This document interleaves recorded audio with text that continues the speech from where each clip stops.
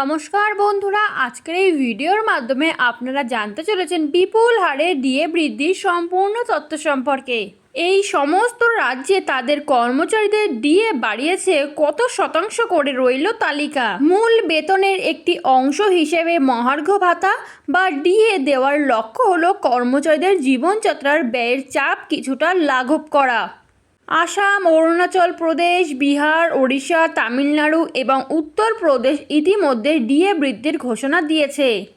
পাশাপাশি পশ্চিমবঙ্গ ও হিমাচল প্রদেশের মতো রাজ্যগুলোও এ বিষয়ে বিবেচনা করছে। চলতি বছরের 1 জানুয়ারি থেকে কার্যকর হওয়া ডিএ এবং ডিআর এর হার 2% বৃদ্ধি বা সংশোধন করেছিল। এর ফলে এই ভাতার হার মূল বেতনের 58% থেকে বেড়ে 60%-এ উন্নীত হয়।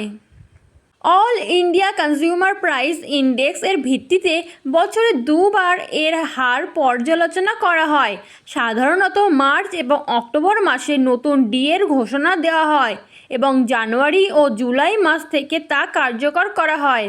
পরবর্তী মে মাসে ইন্ডিয়ান ব্যাংকস অ্যাসোসিয়েশন বিভিন্ন স্তরের কর্মী ও কর্মকর্তাদের জন্য মে, জুন, জুলাই মাসে ডিএ এবং ডিআর সংশোধন করে। এর আওতায় মূল বেতন 48,000 টাকা থেকে 1,17,000 টাকার মধ্যে এবং ডিএর পরিমাণ 435 টাকা থেকে 1,050 টাকার মধ্যে বৃদ্ধি করা হয়। এরপরই ভারতীয় রেলের পক্ষ থেকে ডিএ এবং ডিআর 2% বৃদ্ধির ঘোষণা আসে।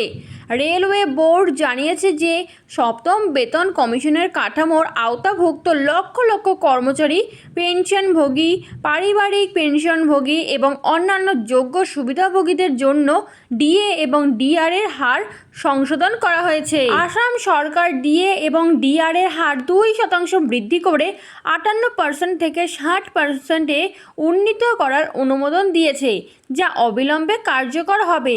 এর ফলে রাজ্যের 8 লক্ষেরও বেশি কর্মরত সরকারি কর্মচারী, পেনশনভোগী, পারিবারিক পেনশনভোগী, বিশেষ পেনশনভোগী এবং সহানুভূতিশীল পারিবারিক পেনশনভোগীরা উপকৃত হবেন। অরুণাচল প্রদেশ তার কর্মীদের জন্য ডিএ এবং ডিআর 2% বৃদ্ধি করেছে, যা 1 জানুয়ারি 2026 থেকে কার্যকর হবে। মূল বেতনের ওপর ডিএর হার 58% থেকে বেড়ে 60% হয়েছে। তামিলনাড়ু সরকার রাজ্যের সরকারি কর্মচারী, পেনশনভোগী এবং শিক্ষকদের জন্য ডিএ 2% বৃদ্ধি করেছে, যা 1 জানুয়ারি 2026 থেকে কার্যকর হবে। এর ফলে ডিএর হার মূল বেতনের 60%-এ পৌঁছাবে। বিহার সরকারও ঘোষণা করেছেন যে ষষ্ঠম বেতন কমিশনের আওতাভুক্ত কর্মী ও পেনশনভোগীরা ডিএ এবং ডিআর এর ক্ষেত্রে 5% বৃদ্ধি পাবেন, অর্থাৎ ডিএ 257% থেকে বেড়ে 262% হবে।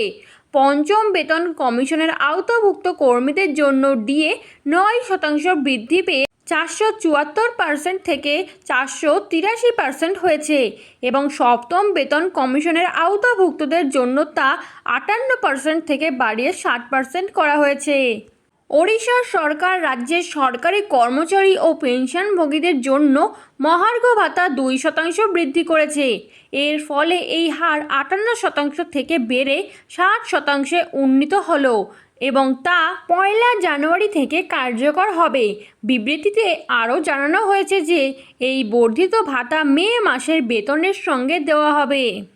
উত্তরপ্রদেশ সরকার 21 মে রাজ্যের সরকারি কর্মচারী ও পেনশনভোগীদের জন্য মহার্ঘ ভাতা এবং মহার্ঘ ত্রাণ 2% বৃদ্ধির ঘোষণা করেছে, যা 1 জানুয়ারি থেকে কার্যকর হবে।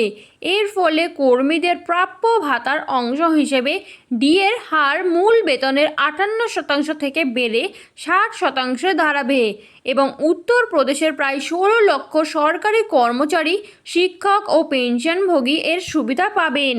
মহারাষ্ট্র সরকার পঞ্চম, ষষ্ঠ ও সপ্তম কেন্দ্রীয় বেতন কমিশনের আওতায় রাজ্যের সরকারি কর্মচারীদের জন্য নভেম্বর-ডিসেম্বর 2025 এবং জানুয়ারি 2026 মাসের বকেয়া মহার্ঘ ভাতা বাবদ 800 কোটি টাকা প্রদানের অনুমোদন দিয়েছে।